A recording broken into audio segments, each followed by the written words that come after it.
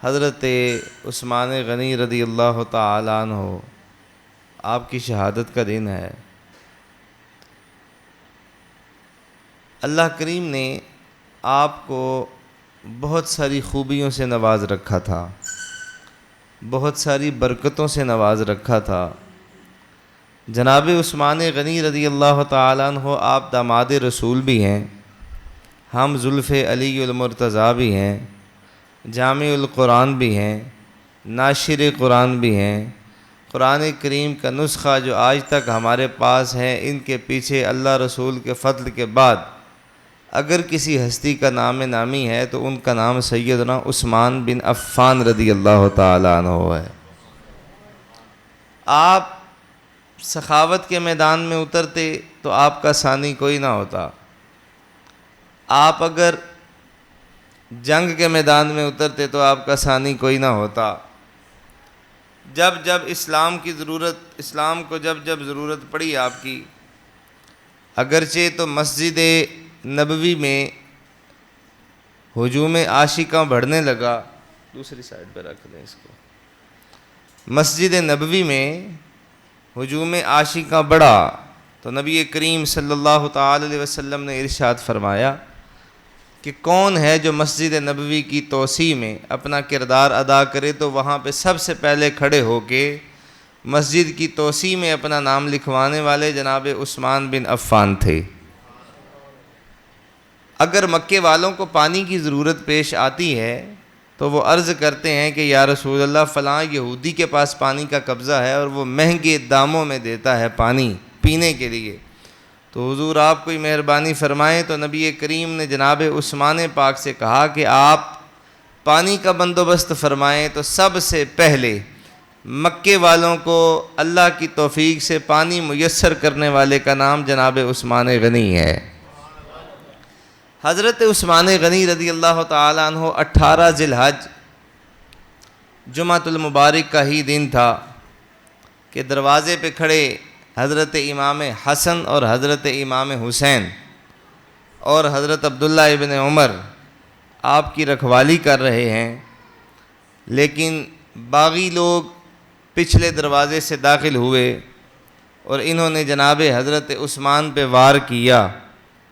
حضرت عثمان غنی کے دفاع کے لیے آپ کی بیوی حضرت نائلہ بڑھیں آگے، ہاتھ آگے کیا تو آپ کی انگلیاں کٹ گئیں۔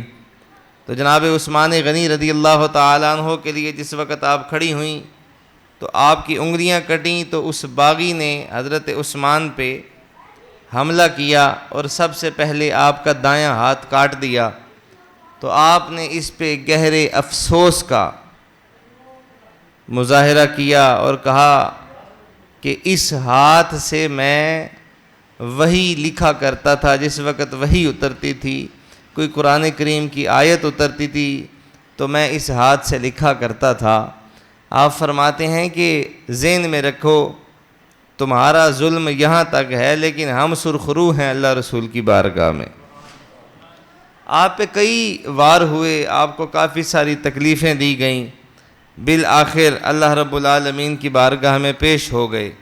لیکن آپ کا مرتبہ و مناقب، آپ کے فضائل میں سے کیا خوب کہیے، آپ کی اور میرے آقا کریم علیہ السلام گھر میں آرام فرما ہے، سبحان اللہ فرمائیں آپ۔ حضور گھر میں آرام فرما ہے تو دروازے پہ دستک ہوتی ہے، پوچھنے والے نے پوچھا کون ہے، تو عرض کی گئی کہ حضور صدیق اکبر آئے ہیں، نبی پاک آرام فرما رہے ہیں، فرمایا بلا لیں ان کو۔ ساتھ ہی تھوڑی دیر بعد حضرت عمر پاک آئے، فرمایا بلا لیجئے ان کو، سلام کرتے گئے جاتے گئے۔ اس کے بعد حضرت عثمان غنی آئے، کہا کون ہے، فرمایا عثمان غنی، نبی پاک کو بتایا گیا، حضور کھڑے ہو گئے، کھڑے ہو کے اپنی چادر مبارک جو پنڈلی سے تھوڑی سی سائڈ پہ تھی، حضور کھڑے ہو کے اپنا لباس درست فرمایا، پھر پنڈلی کے اوپر چادر کو کیا۔ حضرت عثمان غنی آئے، ملاقات ہوئی، چلے گئے۔ اب اماں عائشہ عرض کرنے لگیں حضور میرے بابا جان بھی آئے تھے، حضرت عمر بھی آئے تھے، لیکن جب عثمان غنی آئے تو آپ نے کپڑے کو بھی درست فرمایا اور بالکل ایکٹیو ہو کے بیٹھ گئے، حضور اس کی کیا بات ہے، کیا راز ہے؟ نبی پاک صلی اللہ علیہ وسلم کا یہ جملہ ارشاد آپ نے جو فرمایا سماعت کیجیے. حضور فرماتے ہیں عائشہ جن کا حیا عرش والے کرتے ہوں محمد بھی ان کا حیا کیا کرتے ہیں. جناب عثمان غنی رضی اللہ تعالیٰ عنہ حضرت علی المرتضیٰ اس حدیث پاک کے راوی ہیں. فرمایا عثمان صرف زمین پہ ہی ذو النورین نہیں ہے، ان کو زمین پر بھی ذو النورین کے لقب سے پہچانا جاتا تھا، جانا جاتا تھا، اور عرش پہ بھی ان کو ذو النورین کے لقب سے ہی جانا اور پہچانا جاتا ہے. یعنی آسمانوں پہ بھی آپ کو ذو النورین کہا جاتا تھا. ذو النورین دو نوروں والے. کون؟ دو نوروں والے. اور کون سے وہ دو نور تھے؟ وہ نبی کریم جانے جانا رحمت للعالمین. آپ کے دو بیٹیاں منہ بولی نہیں، سگی بیٹیاں آقا کریم علیہ السلام نے جناب عثمان کے نکاح میں فرمائی، اور یہ بھی فرما دیا کہ اگر مجھ محمد کی 40 بیٹیاں ہوتیں، اگر ایک کے بعد ایک میں عثمان کے نکاح میں دیتا جاتا تو میں گریز نہ کرتا. اللہ کریم نے عثمان کو ایسا با حیا فرمایا ہوا ہے.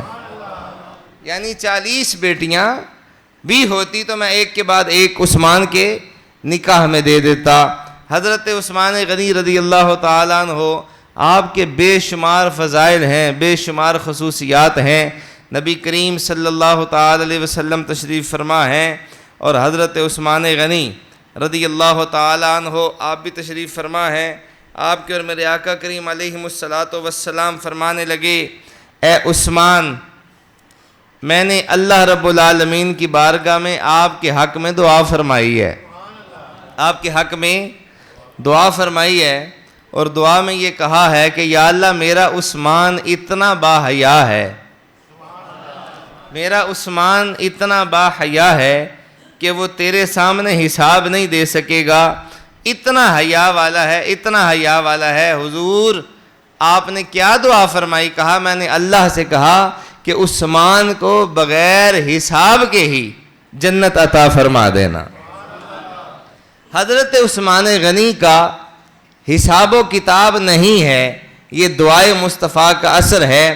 اور رہی بات ذو النورین کی تو کتنا حسین نکھرتا ہوا یہ ہمارا عقیدہ سامنے آتا ہے. اور بھائی جن کی بیٹیاں نور والی ہیں، جن کی بیٹیاں نور والی ہیں، آپ بتائیے نا وہ آقا نور والے کیوں نہیں ہو سکتے؟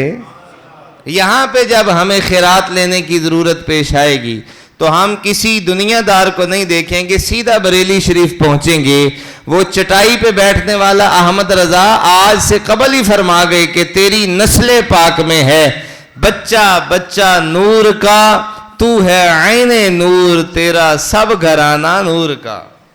اور نور کی سرکار سے پایا دو شالہ نور کا، ہو مبارک تجھ کو ذو النورین جوڑا نور کا. آپ کو پتا تھا کہ میری بیوی کی حالت اچھی نہیں ہے، بیمار ہیں، لیکن حکم مصطفیٰ کو پہلی ترجیح دی، اور ترجیح دیتے ہوئے آپ حضور کے ساتھ اسلام کی بقا کے لیے اس جنگ میں شریک ہوئے. اور جس وقت آقا کریم علیہ السلام واپس آ رہے ہیں، بتانے والے نے خبر دی کہ آپ کی اہلیہ کا وصال ہو گیا ہے. آپ بڑے پریشان ہوئے، دل تکلیف زدہ ہوا. اللہ اکبر. لیکن نبی کریم صلی اللہ تعالی علیہ وآلہ وسلم آپ کا حکم سب سے پہلے تھا. آپ نے حکم کو ترجیح دی اور اس کی برکات یہ ہوئیں. فرمایا عثمان جب جب شہداء کا نام لیا جائے گا، اللہ کریم اسلام کی بقا کے لیے جو شہید ہوئے ہیں ان میں جب جب نام لیا جائے گا تو آپ کا نام بھی اس میں پکارا جایا کرے گا. حضرت عثمان غنی رضی اللہ تعالیٰ عنہ آپ اور میرے آقا کریم صلی اللہ تعالی علیہ وسلم فرماتے ہیں کہ ایک موقع ایسا آیا مال غنیمت کا، اسلام کو آپ کے مال کی ضرورت پیش آئی تو مکے والے نا اکٹھے ہو کے حضور کی بارگاہ میں آئے تھے اور کہا جی پانی کا قبضہ یہودی کے پاس ہے اور وہ ہمیں مہنگے داموں میں دیتا ہے، بڑی تکلیف دیتا ہے، بڑی اذیت کے بعد نخرے بھی بڑے ہوتے ہیں، تو حضور پانی کا کوئی بندوبست فرمائیں تو سب سے پہلے کھڑے ہو کے جناب عثمان بن عفان نے کہا حضور یہ خدمت آپ مجھ سے نہیں لے لیتے، میں نہ پیش کر دوں پانی؟ ایک موقع پہ اعلان فرمایا کہ اسلام کو مال کی ضرورت ہے تو 300 اونٹ بمائے ساز و سامان حضرت عثمان نے نبی کریم کی بارگاہ میں پیش کیے۔ پھر دوسری مرتبہ اعلان فرمایا، پھر عثمان پاک کھڑے ہو گئے۔ پھر تیسری مرتبہ اعلان فرمایا، پھر عثمان غنی کھڑے ہو گئے۔ فرمایا عثمان آپ تشریف رکھیے، آپ کا مال اللہ کریم نے قبول فرما لیا ہے، اب نیکی کا موقع کسی اور کو بھی تو لینے دیجئے نا، اب نیکی کا موقع کسی اور کو تو لینے دیجئے۔ بلکہ ایک روایت ایسی بھی تھی کہ حضرت عثمان غنی نے ایک بڑی خوبصورت مسجد تعمیر کروائی، بڑی خوبصورت مسجد تعمیر کروائی، اور تعمیر کروانے کے بعد عرض کی گئی یا رسول اللہ میں نے اس مسجد کو تعمیر کیا ہے، میں نے کسی سے کچھ نہیں لیا حضور، اللہ کی توفیق سے میں نے اس کو تعمیر کیا ہے۔ نبی کریم صلی اللہ تعالی علیہ وسلم نے فرمایا اس کو شہید کر دو، اس کو شہید کر دو، اور لوگوں کے پاس جاؤ اور ان سے جا کے کہو کہ اللہ کا گھر بن رہا ہے، اس کو دوبارہ تعمیر کرواؤ، کسی کا 1 روپیہ بھی ہوا جب تک مسجد آباد رہے گی اللہ اس کے درجات بلند فرماتا رہے گا۔ اب آپ کو سمجھ آ جانی چاہیے کہ یہ جو ہم آئے دن آپ کو رونا روتے ہیں کہ بھائی اللہ کے گھر کے ساتھ تعاون فرمائیں، آپ کی بڑی بڑی بلڈنگیں تباہ و ختم ہو جائیں گی، ان کا نام و نشان نہیں رہے گا، یہ مساجد اسی طرح اٹھائی جائیں گی اور آسمان پہ رب العالمین کی بارگاہ میں پیش کر دی جائیں گی۔ کیا آپ کو سمجھ آ گئی؟ اسی طرح جب مسجد نبوی میں حضور کے غلاموں کا ہجوم بڑھا تو کہا کہ مسجد نبوی کی توسیع کے لیے کون کھڑا ہوگا؟ تو سب سے پہلے عثمان غنی کھڑے ہوئے اور اپنا مال حضور کی بارگاہ میں پیش کیا۔ فرمایا حضور یہ جتنا بھی رقبہ ہے عثمان بن عفان نے خرید کے حضور کے قدموں میں پیش فرما دیا تھا۔ یہ ہے آپ کی شخصیت اور یہ ہے آپ کی زندگی مبارک۔ ایک موقع اسلام میں ایسا بھی آیا کہ آپ کے اور میرے آقا کریم علیہ السلام نے فرمایا کہ اے عثمان اللہ تجھ سے راضی ہوا اور تو اللہ سے راضی ہوا، محمد تجھ سے راضی ہیں، تو محمد پہ راضی ہے۔ فرمایا عثمان مجھے فخر ہے اس بات پہ کہ جس شخص کے اوپر حیا بھی راج کرتا ہے اس شخصیت کا نام کوئی اور نہیں بلکہ عثمان بن عفان ہی ہے، حضرت عثمان بن عفان ہی ہے۔ اور آپ دیکھیں میں یہاں پہ ضرور یہ میسج بھی دینا چاہوں گا، آپ لوگوں کی خدمت میں بھی عرض کرنا چاہوں گا، ہم ہیں عثمانی، ہم ہیں فاروقی، ہم ہیں صدیقی، ہم ہیں مولا علی پاک کے ماننے والے حیدری، ہم ہیں تمام کے ماننے والے۔ یارو ایک ایک خوبی بھی آپ لے لیں نا، ایک ایک خوبی بھی آپ لے لیں، ایک ایک بات کو بھی آپ لے لیں اور ان کسی ایک پہ بھی آپ عمل پیرا ہو جائیں، خدا کی قسم زندگی تبدیل ہو جائے گی، زندگی تبدیل ہو جائے گی۔ نوجوان نسل حضرت عثمان غنی آپ کا اتنا تعارف ہی آپ سن لیجئے، سمجھ لیجئے کہ عثمان غنی وہ شخصیت ہے جن پہ حیا کو ناز تھا۔ عثمان غنی نے جو درس دیا ہے وہ چوکوں میں کھڑے ہونے کا نام نہیں ہے، آتے جاتے کو آنکھیں پھاڑ کے دیکھنے کا نام نہیں ہے۔ عثمان بن عفان کی نظر زمین سے کم اوپر اٹھا کرتی تھی اور مکے میں مشہور تھے کہ سارے غلاموں کا اپنا اپنا درجہ ہے، لیکن عثمان نے تو کبھی آنکھ اٹھا کے کسی کی طرف دیکھا ہی نہیں ہے۔ آپ کو اگر سمجھ آ رہی ہے تو سبحان اللہ فرمائیں۔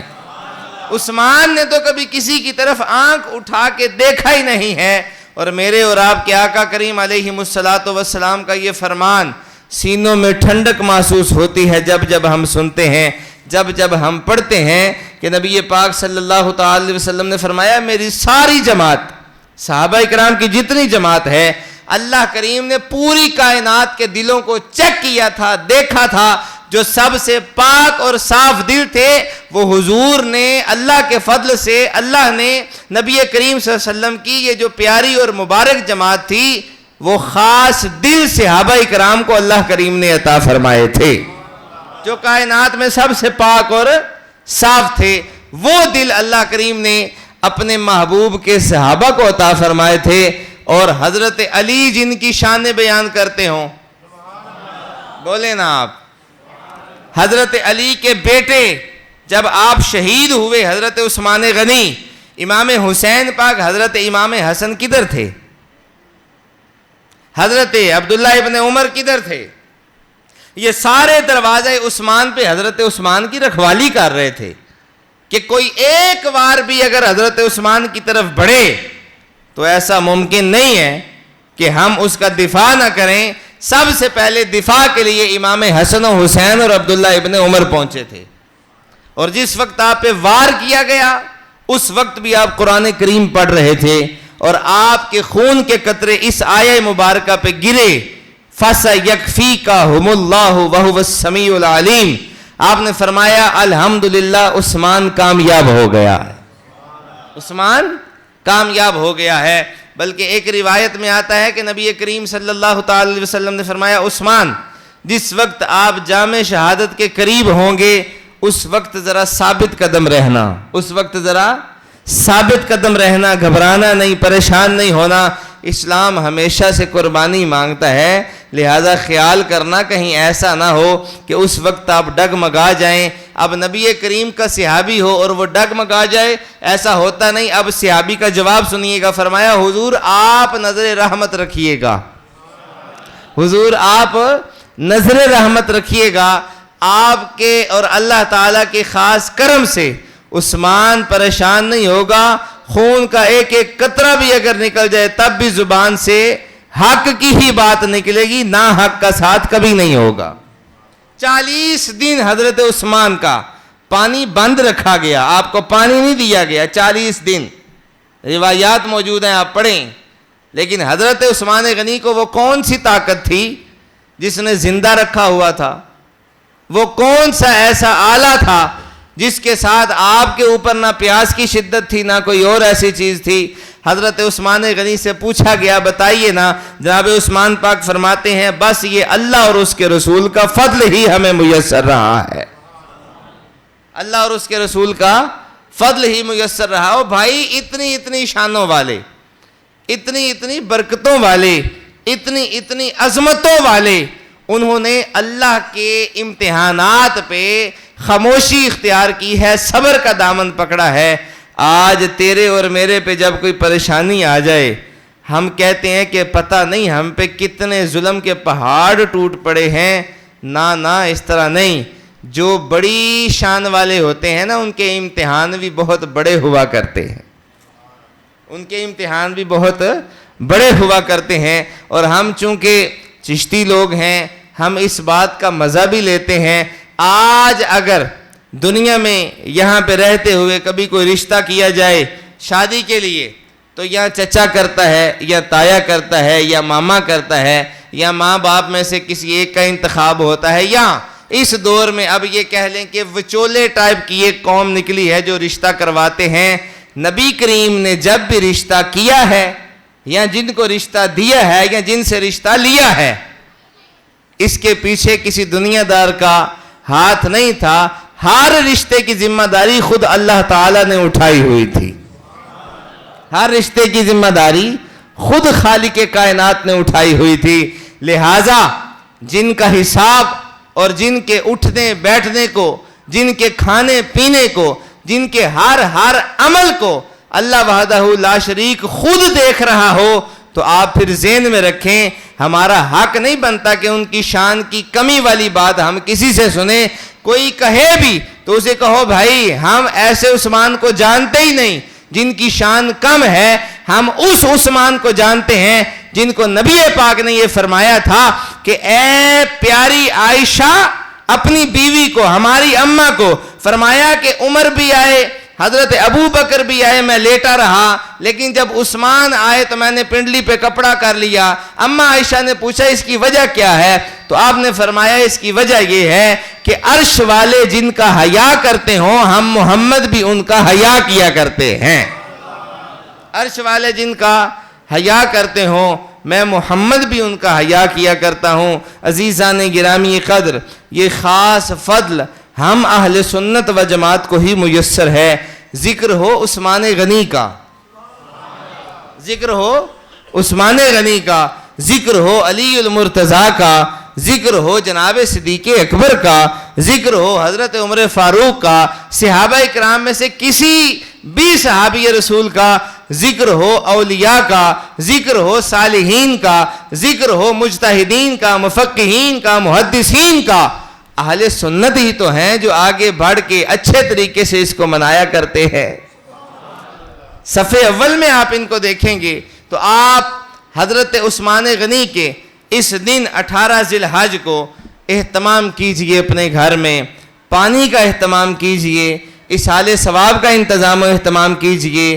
اپنے بچوں کو بٹھا کے ان کو بتائیے، ان کو یہ چیز دکھائیے کہ ہم جس اسلام کو فالو کرتے ہیں اس اسلام کے ہیرو کا نام جناب عثمان غنی ہے. آپ اگر اتفاق کرتے ہیں تو سبحان اللہ فرمائیں، اگر آپ مزید اتفاق کرتے ہیں تو پھر فرمائیں. حضرت عبداللہ ابن مسعود، سارے کہیں رضی اللہ تعالی عنہ، آپ آقا کریم علیہ السلام کی تلاش میں نکلے. صحابہ یہ کہا کرتے ہیں کہ ہم نے کبھی بھی حضور کو جب بھی تلاش کیا ہم نے حضور کا پتہ کسی سے نہیں پوچھا کہ حضور کدھر کو گئے ہیں. یہ حضور ہی کا خاصہ تھا کہ حضور جدھر سے گزر جاتے راہیں بتاتی کہ محمد ادھر کو گئے ہیں. یہ حضور ہی کا خاصہ تھا کہ ہم خوشبو مصطفیٰ سے سونگتے سونگتے پتہ چل جاتا کہ حضور وہاں پہ آرام فرما ہے. آپ کے اور میرے آقا کریم ایک گھر میں تشریف فرما ہے تو حضرت عبداللہ ابن مسعود بھی پیچھے چلتے چلتے وہاں پہ پہنچ گئے. تو وہاں پہ جس وقت پہنچے دروازے پہ دستک دی، کہا کہ حضور اندر تشریف فرما ہے. بتانے والے نے بتایا کہ حضور اندر تشریف فرما ہے، کھانا تناول فرما رہے ہیں. یہ باہر کھڑے ہو گئے. نبی پاک صلی اللہ تعالی علیہ وسلم نے کہا کہ ان کو اندر بلا لیا جائے، ان کو اندر بلایا جائے. آقا کریم علیہ السلام نے ان کو قریب بلایا، پاس بٹھایا، کھانا کھلایا. کھانا کھلا کے فرمایا اے عبداللہ یہ تو بتائیے آج آپ کو کون سی چیز میرے پیچھے کھینچ لائی؟ آج آپ کو کون سی چیز تھی جو آپ میرے پیچھے آ گئے؟ آخر اس کی وجہ کیا تھی؟ فرمایا حضور میں نے کل سنا تھا اپنے پیر بھائیوں سے کہ مصطفیٰ جان رحمت صلی اللہ تعالی علیہ وسلم نے جنتیوں کو ٹک لگا دیا ہے، بتا دیا ہے کہ یہ بھی جنتی ہے، یہ بھی جنتی ہے، یہ بھی جنتی ہے. حضور میں اس لیے حاضر ہوا ہوں، کیا ان خوش نصیبوں میں میرا نام بھی ہے کہ نہیں ہے؟ آپ بولیں نا سارے، میرا نام بھی ہے کہ نہیں ہے؟ ابھی اتنا کہنا تھا.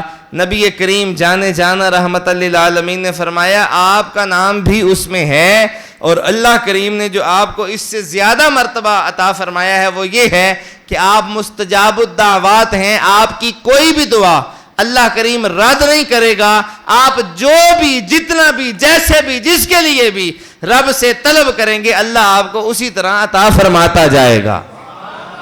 اللہ کریم آپ کو اسی طرح عطا فرماتا جائے گا. اور آپ اس چیز کو بھی ذہن میں رکھیں کہ یہ اللہ تعالیٰ کا فضل ہی ہے کہ جس کنٹری میں جس ملک میں میں اور آپ رہتے ہیں آج بھی بینک میں حضرت عثمان غنی کے نام سے اکاؤنٹ موجود ہے، اور اس اکاؤنٹ میں جتنے بھی پیسے ڈونیٹ ہوتے ہیں جتنے بھی ڈالے جاتے ہیں اس کے آنرز حضرات اس میں سے پیسہ نکال کے کسی نہ کسی اللہ رسول کے کام پہ خرچ کرتے ہیں. میں یہ کہا کرتا ہوں واہ عثمان غنی، آپ نے کمال نہیں کر دیا. زندگی میں رہتے ہوئے تو جو کیا سو کیا، لیکن آپ نہیں بھی ہیں، آپ کے نیکی کے کام بند نہیں ہوئے، وہ آج بھی الحمدللہ جاری و ساری ہے. جامع القرآن، آپ نے قرآن کریم کو جمع فرمایا، آپ نے جمع فرمایا، اور جس وقت جمع فرما کے سارا حضور کی بارگاہ میں پیش کیا تو جانے جانا رحمت للعالمین نے جو جملے ارشاد فرمائے وہ سماعت کیجئے. آقا کریم علیہ السلام نے فرمایا آقا کریم علیہ الصلوۃ والسلام نے فرمایا عثمان میں تم سے راضی ہوا. آپ اگر راضی ہیں تو سبحان اللہ فرمائیں. عثمان میں آپ سے راضی ہوا, اللہ بھی آپ سے راضی ہوا. میں آپ سے راضی ہوا, اللہ بھی آپ سے راضی ہوا. اور جس نے آپ کے ساتھ بغض رکھا اس نے اللہ اور اس کے رسول کو اس چیز کی دعوت دی, عذاب کی دعوت دی. اور جس نے محبت رکھی وہ ذہن میں رکھے کہ اگر اس قرآن کی یہ برکت ہے کہ جس قرآن کو آپ چوم کے سینے سے لگائیں تو اللہ کریم کبھی تمہیں دو طرفہ نہیں ہونے دیتا, تم پہ اپنا کرم رکھتا ہے. تو جس نے قرآن کریم کے نسخے کو پیش کیا ہو, آپ ایمانداری سے بتائیں اس کا بھی تو کوئی مرتبہ اور مقام ہوگا کہ نہیں ہوگا. حضرت عثمان غنی کی یہ بات آج بھی آپ جس وقت یہ رکوع پڑھتے ہیں نا قرآن کریم میں, تو وہاں پہ آپ کو رکوع پہ لفظ عین نظر آتا ہے. لفظ عین نظر آتا ہے نا, یہ جناب عثمان غنی سے منسوب ہے اور آپ ہی سے لکھا ہوا ہے جو آج تک قرآن کریم کے نسخوں میں موجود ہے, جو آج تک قرآن کریم کے نسخوں میں موجود ہے. اور اللہ ہم اہل سنت و جماعت نبی کریم صلی اللہ تعالی علیہ وسلم کے اس فرمان کو ہمیں عملی طور پہ بھی جامہ پہنانا ہوگا کہ آقا کریم علیہ الصلوۃ والسلام نے فرمایا جس نے محبت قرآن سے کی, بولے سبحان اللہ, جس نے محبت قرآن سے کی, جس نے محبت اہل بیت سے کی, قیامت والے دن یہ قرآن اس کی شفاعت کے لیے کھڑا ہو جائے گا. آج کا حافظ قرآن ہو وہ اپنی 7 پشتوں کو بخشوا سکتا ہے. علماء کرام امت کے محدث, امت کے مفسر, امت کے مجتہد اس بات پہ قائم ہیں کہ وہ اپنی 7 نسلوں کو بخشوا سکتا ہے. میں نے کہا یہ تو قرآن پڑھ کے ایک مرتبہ اس کو یاد رکھنے والے کا کام ہے. اوے ہم اور آپ جن کی نسبت حضرت عثمان غنی سے ہے, جن کی نسبت حضرت عثمان غنی سے ہے, جنہوں نے پورے کا پورا قرآن کریم حضور کی بارگاہ میں پیش کر دیا, لکھ کے ترتیب دے کے اچھے طریقے سے. وہی جب بھی آتی تو حضور حضرت عثمان کو لکھوا دیتے.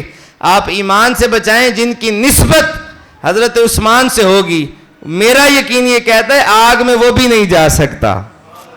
اگر قرآن پڑھنے سے قرآن اپنے بندے کے اس شخص کے حق میں کھڑا ہو سکتا ہے تو جس نے قرآن کریم کی حفاظت کی ہو, جو محافظ قرآن ہو اور جو ناشر قرآن ہو, جس نے قرآن کریم کو نشر فرمایا ہو, اس کے ساتھ جو بھی بندہ محبت کرے گا اللہ کریم اس کی محبت کو ضائع نہیں فرمائے گا. اور یہاں پہ بزرگ بول اٹھے نا, فرمایا 4 یار نبی دے 4 گوہر. سارے نبی کریم کے جو صحابی ہیں یہ گوہر اور خزانوں کی مانند ہیں اور سارے یہ ایک دوسرے سے بڑھ کے ہی نظر آتے ہیں. ہر بندے کی, ہر صحابی کی, ہر غلام کی اپنی اپنی بات ہے. ایسی عظیم جماعت کہ کسی ایک کو حکم کیا جائے تو سارے بھاگ جایا کرتے کہ ہمیں بتائیے ہم یہ کریں. ایسی عظیم جماعت کہ نبی کریم جب وضو فرمائیں تو آپ ہاتھوں کے نیچے ہاتھ, ہاتھوں کے نیچے ہاتھ, ہاتھوں کے نیچے ہاتھ رکھتے جائیں, پانی کا قطرہ زمین پہ نہ جانے دیں. کوئی تو چہرے پہ مل رہا ہے, کوئی جناب والا ہاتھ پہ مل رہا ہے, کوئی پیشانی پہ مل رہا ہے. اور ملنے کے بعد جن کے پاس پانی حضور کے وضو سے بچا ہوا پانی ختم ہو گیا, اب دوسرے صحابہ ان ہاتھوں کو مس کرتے ہیں, ان ہاتھوں کو مس کرتے ہیں اور مس کر کے چہرے پہ لگا لیتے ہیں. میں نے کہا شکر ہے اس دور میں بدت کی رٹ نہیں تھی, ورنہ پتہ نہیں کیا ہو جاتا. اس دور میں سب کو یہ پتا تھا کہ جس چیز کو نسبت حضور سے ہو جائے اس چیز کا دنیا میں رہتے ہوئے شمار تبرکات میں کیا جائے گا. اور تبرک غلط نہیں ہوتا, تبرک تو برکت والی چیز کا نام ہوا کرتا ہے. تبرک تو برکت والی چیز کا نام ہوا کرتا ہے نا. اور میں یہاں پہ آپ کو تبرک پہ ایک بات بتاتا چلوں اور پھر گفتگو کو سمیٹتے ہیں. آپ یہ بتائیں کہ پانی تو سارے ایک جیسے ہیں نا, بولے نا اگر آپ بول سکتے ہیں تو. پانی تو سارے ایک جیسا ہی ہے نا. اسی طرح یہ اتفاق ہے اس پہ, جو ہندوستان کی زمین سے نکلے وہ بھی پانی ہے, جو پاکستان کی سرزمین سے نکلے وہ بھی پانی ہے. انگلینڈ، UK، برطانیہ، دیگر کنٹریز میں سے جو پانی نکلے وہ بھی پانی ہے. لیکن میرا سوال یہ ہے، جب ہر پانی پانی ہے تو تم لوگ جب عمرہ شریف کرنے جاتے ہو تو کینوں میں بھر بھر کے لاد لاد کر جہازوں کے اوپر رکھ رکھ کر واپس لاتے ہو، اپنے اپنے ملک میں لا کے پانی دیتے ہو. میرا سوال یہ ہے، پانی تو پانی ہے، اس پانی کی اتنی عظمت کیوں ہو گئی ہے؟ پانی تو پانی ہے نا جناب، لیکن اس پانی کی اتنی عزت، اتنی عظمت کیوں؟ پتہ یہ چلے گا کہ ہر پانی کا مالک اللہ ہی ہے، بے نیاز ہی ہے. لیکن جس پانی نے قدم اسماعیل کو چوم لیا، اللہ کریم نے اس کو برکات کا پیکر بنا دیا.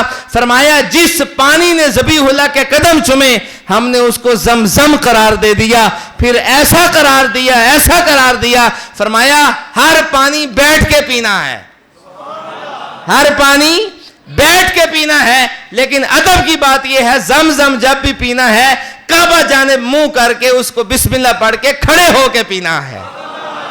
یہ ہے نسبت کی بات، یہ ہے تبرک کی بات، یہ ہے ادب کی بات. صحابہ اکرام کو جب جب حضور فرمایا کرتے، صحابہ یہ میری انگوٹھی سنبھال لیں، صحابہ یہ میری پگڑی سنبھال لیں، صحابہ یہ میرے نالین مبارک سنبھال لیں، صحابہ یہ میرے سے استعمال شدہ شیدہ یہ رکھ لیں.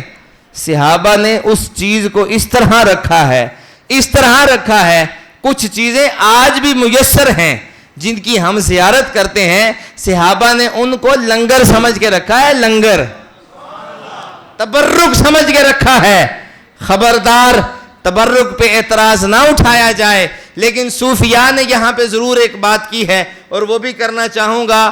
آپ کے اور میرے آقا کریم علیہ الصلاۃ والسلام نے فرمایا کہ تبرک ایک ایسی چیز ہے جو کھانے سے انسان کا اندر میلا نہیں ہوتا بلکہ اجالا ہو جاتا ہے. اب بعض چونکہ ہم میں کچھ سیدھے سادے بھی لوگ ہیں، اور بھائی داتا صاحب آپ جائیں، خواجہ صاحب کی درگاہ پہ آپ جائیں، پیر مہر علی شاہ صاحب کے مزار پہ آپ جائیں، وہاں پہ ضرور کھائیں لنگر، لیکن وہ ہے آپ کی جسمانی غذا کے لیے. اگر آپ چاہتے ہیں کہ آپ کی روحانیت میں اضافہ ہو تو پھر داتا صاحب کا لنگر ملے گا کشف المعجوب کی صورت میں. سبحان اللہ فرمائیں اس پہ. داتا صاحب کا لنگر ملے گا کشف المعجوب کی صورت میں. اور اگر پیر مہر علی شاہ صاحب کا روحانی لنگر لینا ہے تو وہ پھر ملفوظات مہریہ میں ملے گا، مہر منیر میں ملے گا، مختلف کتب میں ملے گا.